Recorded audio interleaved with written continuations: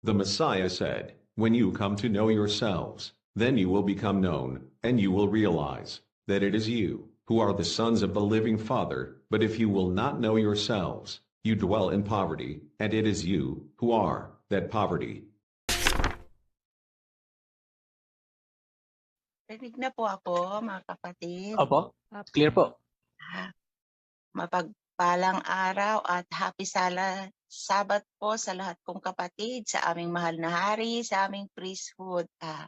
Ang katanungan ko po patungkol po sa sa topic po, ang binabanggit po ba na bunga ng bawat mananampalataya sa atin, yung bunga po ng righteousness, kung paano ka ngayon nabubuhay sa pagsunod po sa kautusan. Yun po ba ang sinasabing bunga? Hindi po yung bunga na tulad po sa labas na may naakay kang tao, parang ganun po.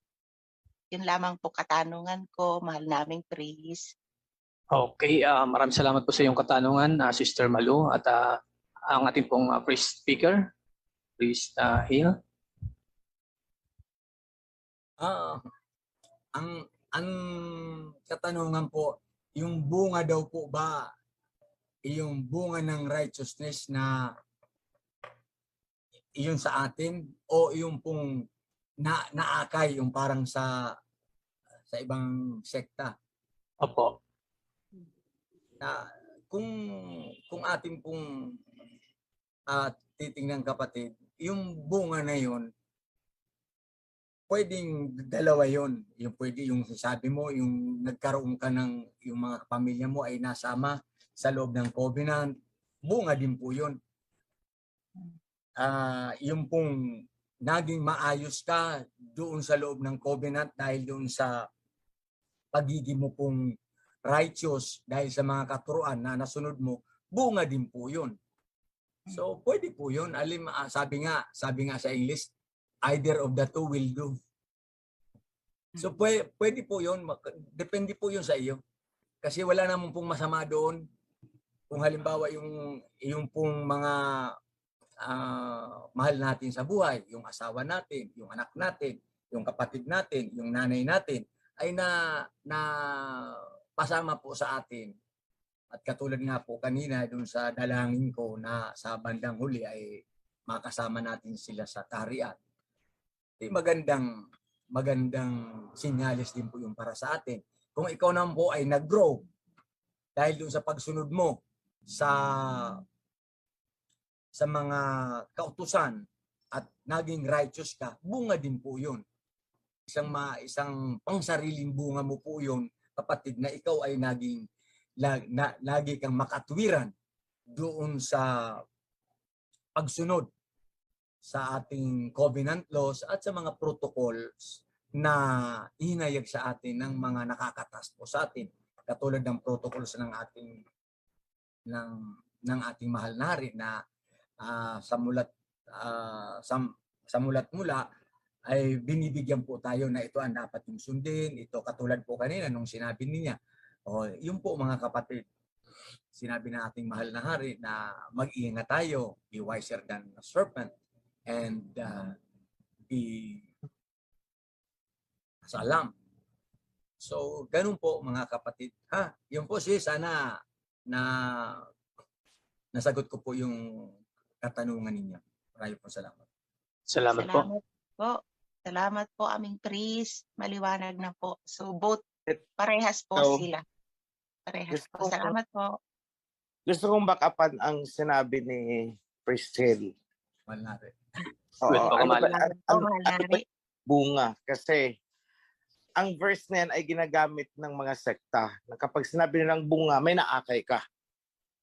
Pero sa atin, ano ba talaga ang meaning ng bunga na sinasabi dyan? So, I believe yun ang gustong ma-ascertain ni sister. So, sa akin is, it can be both. It can be both, yes. But I want you to remember this. Ang sabi ng Messiah is, you are the light and salt of this world. Kayo ang ilaw at asin ng mundong ito.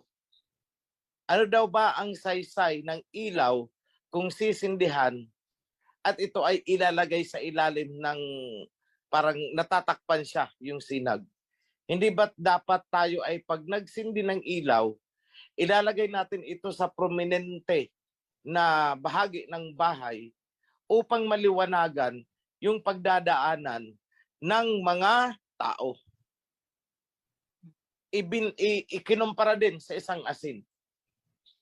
Tayo, yung seasoning, tayo, yung pampalasa sa pagkain.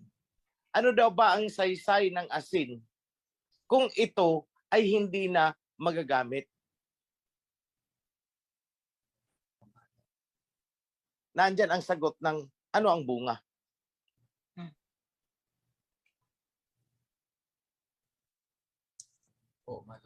The same ang ibig sabihin ng parable na yan.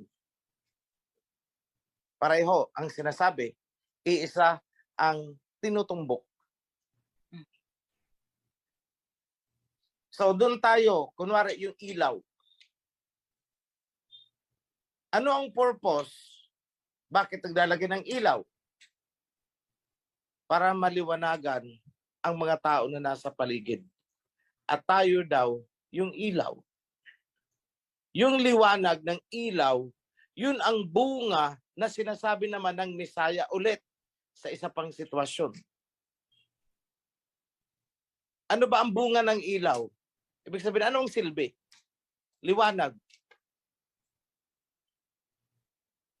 Ano ang bunga ng itinanim mo? Yun ang fruit na kinakain.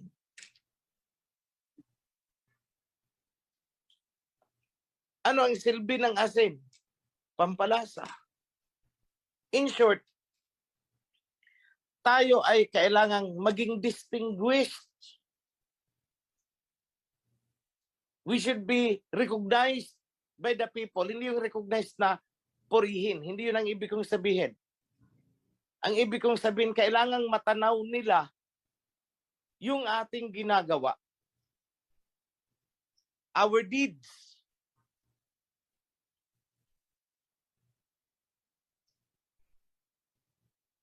In such way, sila ay maliliwanagan.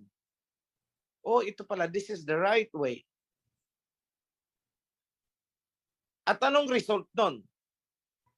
Is sasama sila sa tamang daan. Hindi sa dating daan, kundi dito sa tamang daan.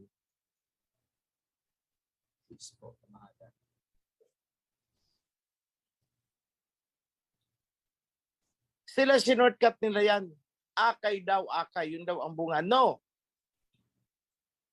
Ang bunga natin is good deeds. At ang good deeds, yan ang liwanag sa mundo na aakay sa kanila. Sa tamang daan. So, ano ang bunga ng Torah na dapat makita sa atin? Ano ang bunga ng covenant laws na dapat makita sa atin? Good deeds, righteousness. Yun ang bunga na dapat makita sa atin at yun ang magiging liwanag para sa mundo. So, yan po ang pinakatumbok dyan. Ano ang bunga? Righteousness. Our righteous acts, our righteous deeds. Yun ang asin. So kung wala tayong righteous deeds, para saan ang asin? Wala kang asin. Tunaw. Lusaw. So we must bear good fruit. O ayan na naman. The good tree bears good fruit. Sinabi din niya ng Messiah. If you are a good, righteous tree, then again, yung bunga mo is righteousness. O, the same pa rin ang sinasabi ng Messiah. So I hope that is clear for everyone.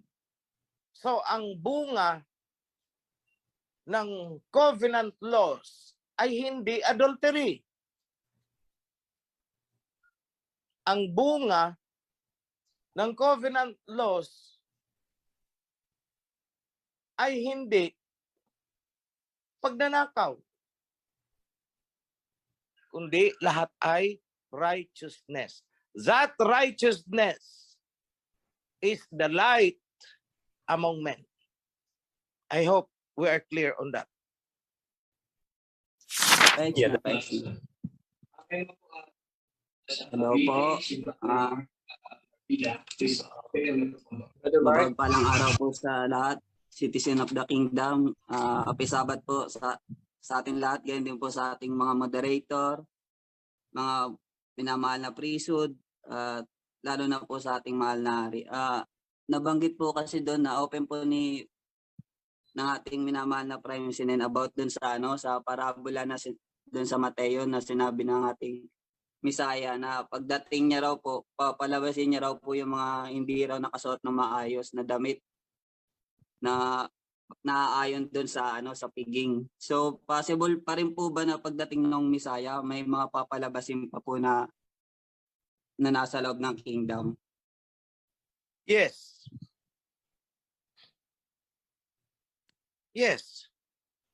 Kasi pag pumasok sa kingdom, okay, fine. Nagpabaptize. Naandyan sa loob.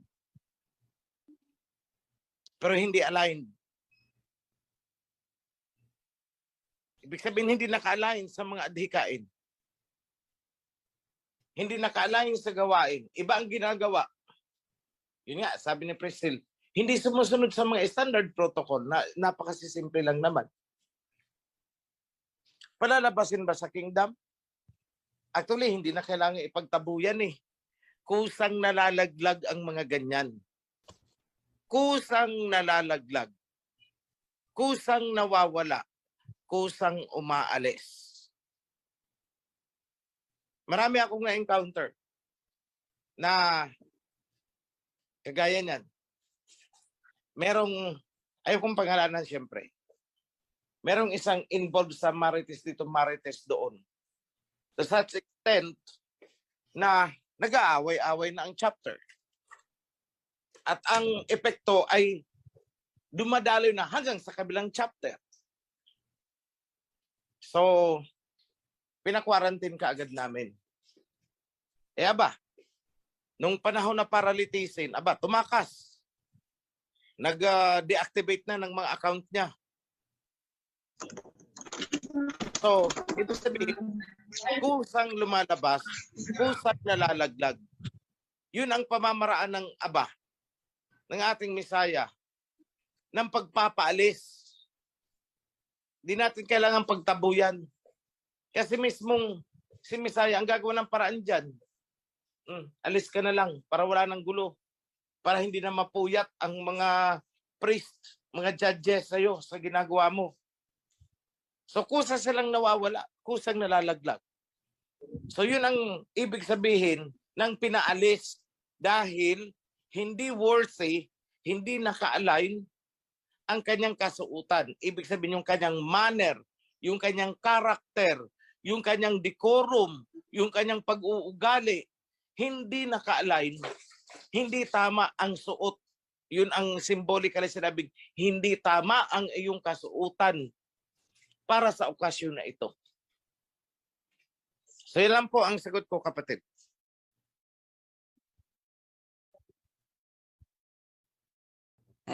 Meron pa po sana. About po to sa nakaraan po, Torah study nakaraan kung pagbibigyan lang po sana. About sa Feast of Trumpets po. Kasi, di ba, mahilig po ang ating mahal na alayam sa 7.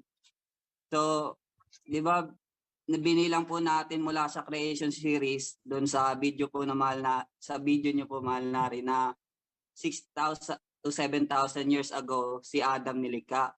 So nangyari po, nagkaroon po ng magkakaroon po tayo ng new era po, di ba? Sabi niyo po pag nagkaroon na po kayo, parang totoo po kayo na 7,000 talaga years yung So magre-restart po ulit yung cycle natin. Bagong era po sa darating na coronation niyo po. Yun lang po. Salamat po. Well, most probably. When I say most probably, Ibig sabihin, ayoko mo nang sagutin ang tanong. Just observe. Noted po. Thank you po. Ayoko mo nang sagutin. Yun ang ibig sabihin ng most probably. Parang tingnan natin. Pero everything is nakaplano, everything is designed, hindi man revealed sa atin, pero nasa alahayam ang pagdadala ng tiyempo eh. Kasi kahit mag-schedule tayo na mag-schedule ng coronation, kung hindi pa papayagan ng alahayam, hindi mangyayari ang coronation na yan.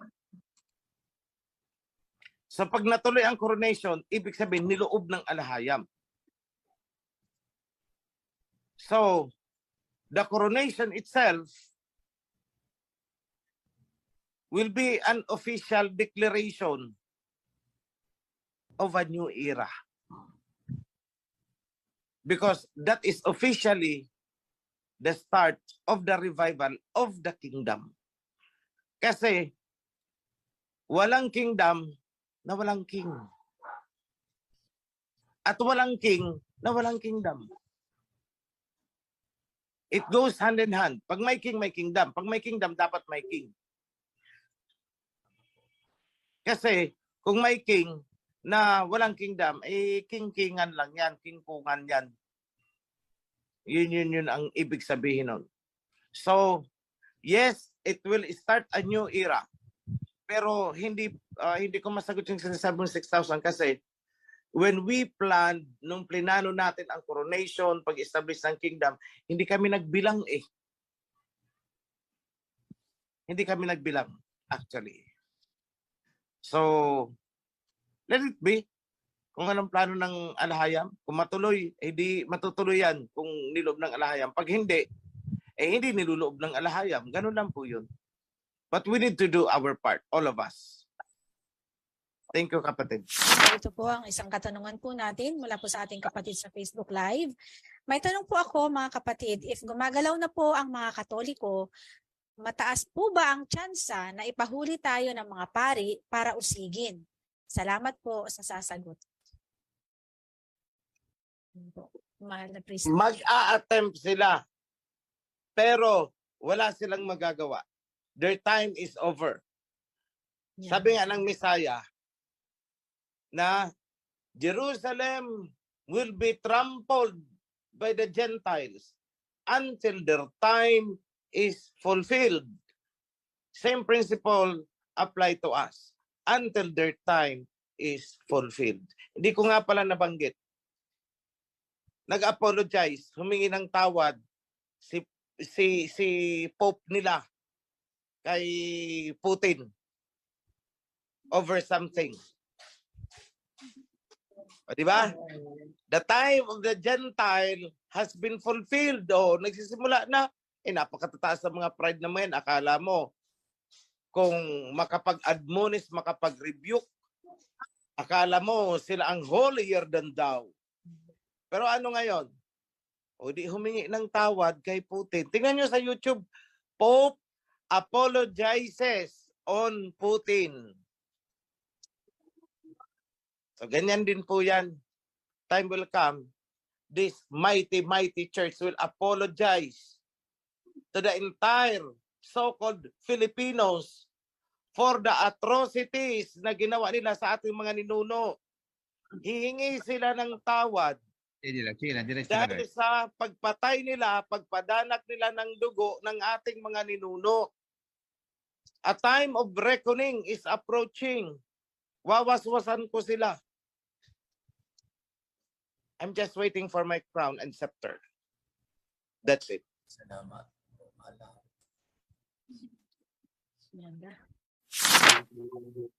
Happy Holy Sabbath po mga kapatid.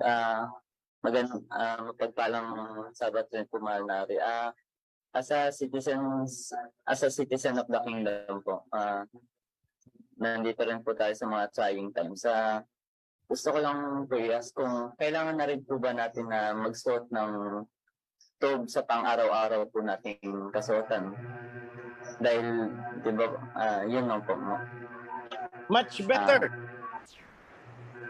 Much better. Alam niyo ba,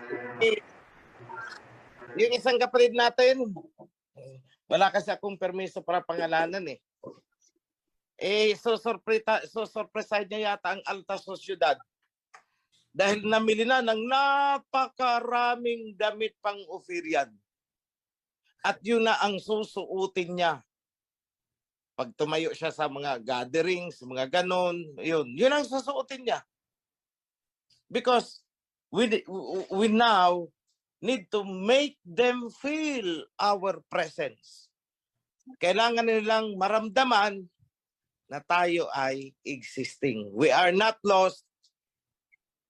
We only hibernated. Nag-hibernate lang tayo. But at the right time, we'll revive. Yun po tayo. Be blessed. So go! Mapagpalang araw po ng Sabat sa lahat, lalo na po sa ating kamahalan, mahal na Kate. Kamahalan, salamat po dahil sa inyo. Nabuksan po ang aming video. Ang tanong ko po ay, kamakailan po kasi meron po ako senior na post. Tungkol po ito dun sa nabanggit kanina na be gentle as a lamb po. May senior po akong post, binatikos po ako. Kaya po, inano ko po siya, hinide ko po siya. Bali dalawa po kasi account ko sa FB. Yung pong official, ito pong official na to. Pero may isa po account na lumang-luma na. Isinyer ko po yung isang post. May nag-react po na sinabihan akong antikristo. Sabi ko sa kanya, hindi naman ako anti-misaya ako. Yung pong, ang tanong ko po ay tungkol nga po dito mga post na po. Kulang ang sagot mo. Nung sinabi kang antikristo, sana sinagot mo, yes, and I am proud of that because I am not anti-misaya anymore. Oh, tama ka mo. I am proud. Pinagmamalaki ko yan. Ako'y antikristo sapagkat ako'y hindi na ngayon anti-misaya. Yun ang isagot nyo. Asarin nyo lalo. Nakamute ka, bro. Opo, kamahalan. Salamat po. Bali, sinabi ko po nga sa kanya na anti-Christ ako pero pro-Misaya. Sabi ko po ganyan. Tapos kung ano po yung masasakit na salitang sinabi sa akin, pero in-screenshot ko po yung mga yon. Tapos po, binura niya. Yun po. Kamahalan, bali, sa pagiging wiser than the serpent po, bali, malinaw naman po. Pero yung sa pagiging, ano po ba, kamahalan, sa pagiging, kasi po, kamahalan, yung video ninyo, enough na para magising yung tao eh. Kaya po, yung parang naisip ko ngayon po tuloy, sa pagiging gentle po, yun po kasi mga post na medyo matitindi po din talaga na sa ating mga opinion po kasi, masaya po tayo dun sa mga post na talagang nakakagising. Kaya lang po yun po kasi mga nakakabasa, sabihin na po natin lumalayo talaga yung loob nila.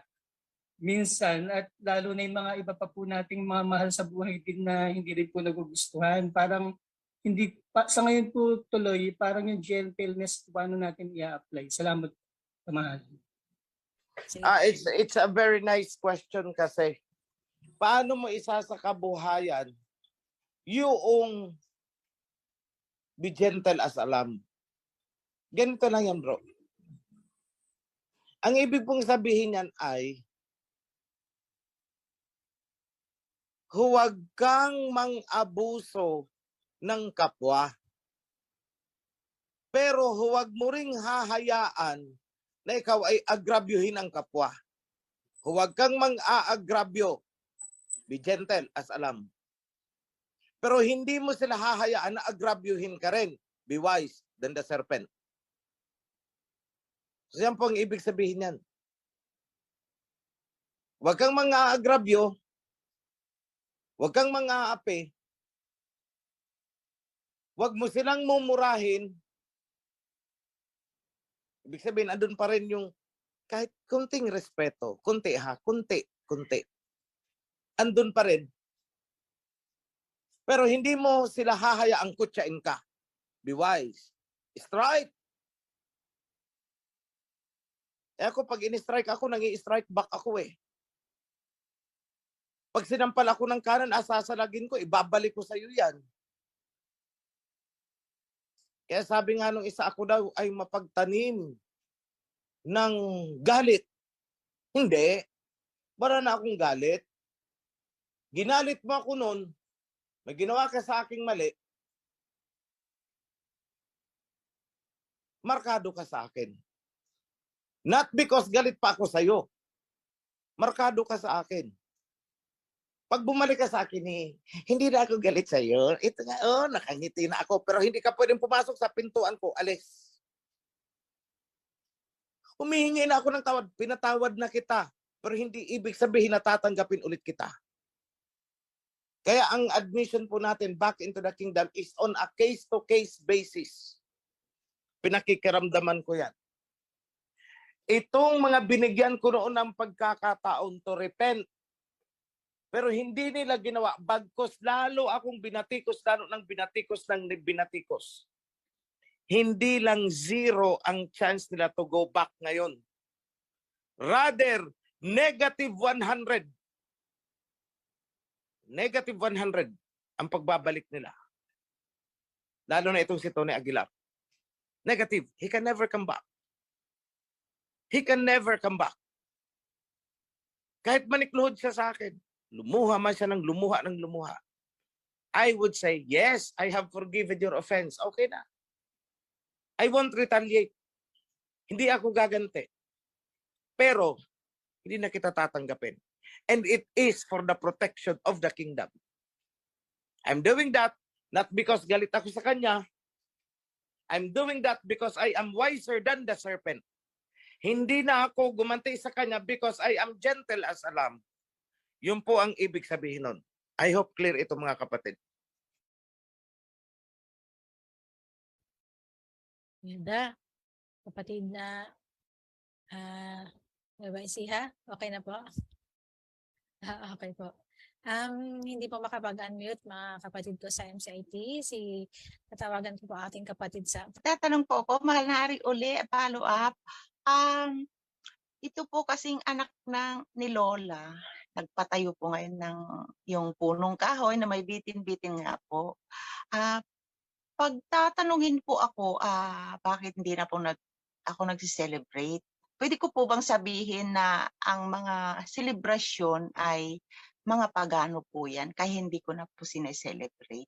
Kasi po sila Lola po, hindi po sila naniniwala at galit din po sila kay JC. Sila yung magulang ng alaga, mga alaga ko, mga extent po kasi. Pero si Lola, galit po sila kay JC. Kaya hindi po. Kaya si Lola, naiintindihan po yung pagsunod ko ngayon po, saka sa pagkain.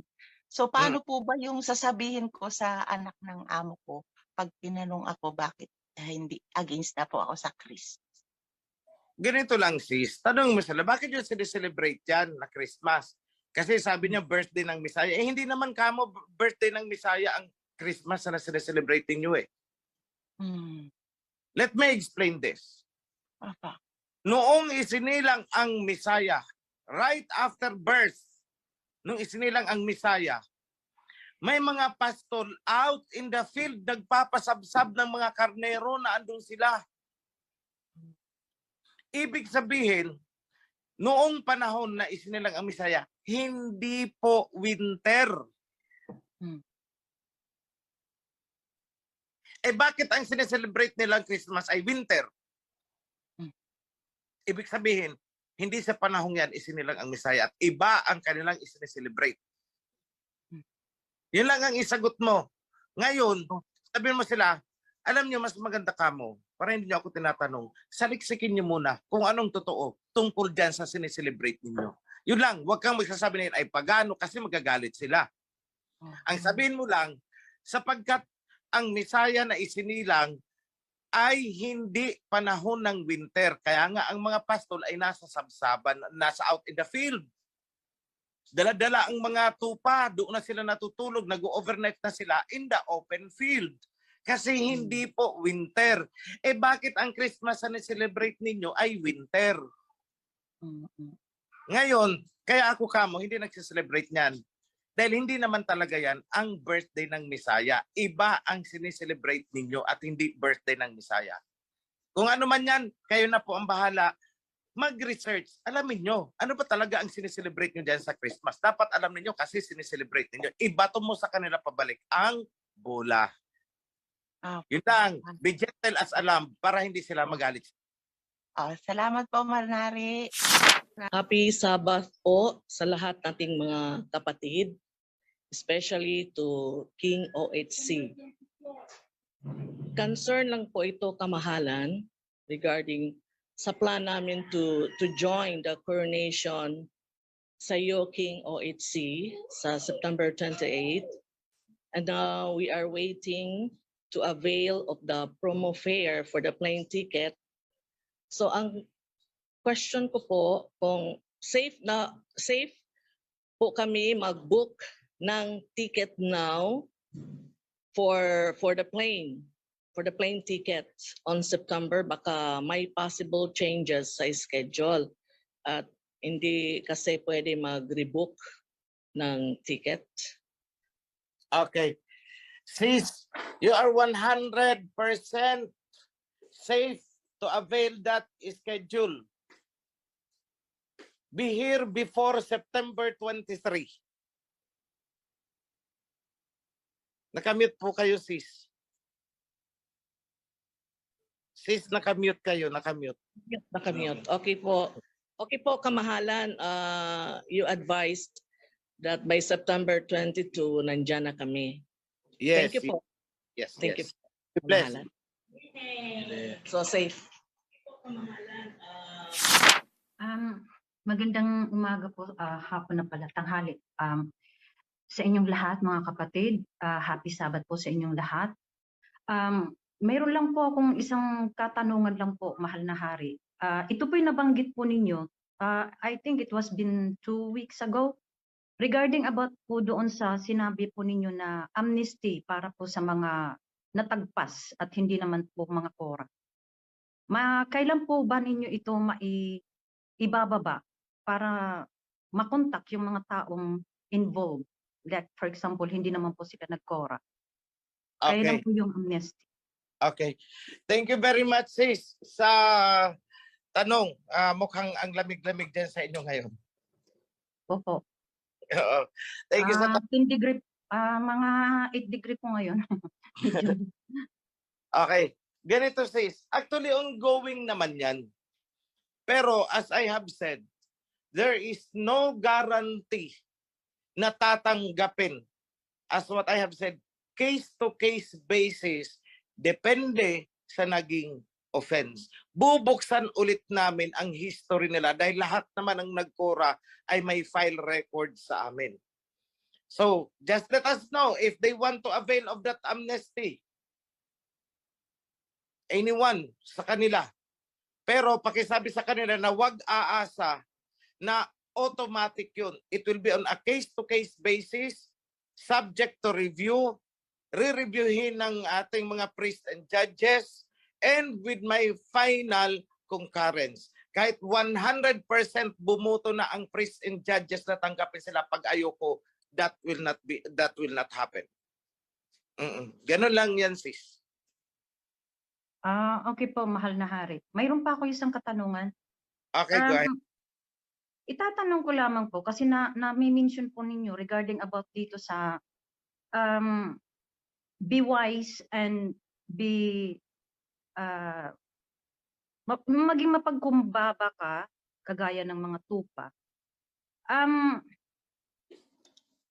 I do try kasi sis, ganito. wala naman po kasi hindi ko sinabing maging mapagpakumbaba. Okay po. Ang sabi ko is maging gentle. Iba kasi yung gentle sa pagiging humble. It's another thing. When we say be gentle, ikaw ay maging ano bang Tagalog ng gentle? Mahinahon po. Mahinahon. Magpakahinahon ka. Be gentle as a lamb, but be wiser than the serpent. Alert ang ibig sabihin. Okay po, mahal na hari. Mayroon po kasi kaming kapatiran dito na basta na lamang ng yapos sa aming kapatid at ito po'y sinabihan niya pabulong na siya ang susunod na tatagpasin. Is that right to yung magsasalita tayo sa kapatiran ng ganun? Well, hindi muna ako mag-comment diyan kasi hindi ko alam ang puno at dulo, baka ma-misquote ako. In the first place, my question kasi ako, bakit siya sinabihan, bakit ginawa sa kanya yon? Baka may provocation din galing sa kanya. So I want to answer that question. Because to answer that question, dapat alam ko ang buong context ng pangyayari because I don't want to be quoted. Okay po, mahal na hari. Maraming salamat po, mahal na hari. Yun lang po ang tinanong. Salamat po. Okay. Thank you. Be blessed. Salamat po, Sister Grace. Ngayon po, dadako tayo sa isang katanungan po muli galing po sa ating Facebook Live. Mapagpalang araw ng Sabat po, mahal na hari at sa mga priest po. Nais ko po sanang itanong kung anong taon po ipinanganak ang ating King Messiah Yahweh Shai. Salamat at be blessed. Shalom. Anong taon ipinanganak ang Messiah Yahweh Shai? Okay, ito ang sagot ko. Ipalimbag ulit natin, bro. Lahat ng kalendaryo mula noon at ituro ko sa iyo kung aling taon doon.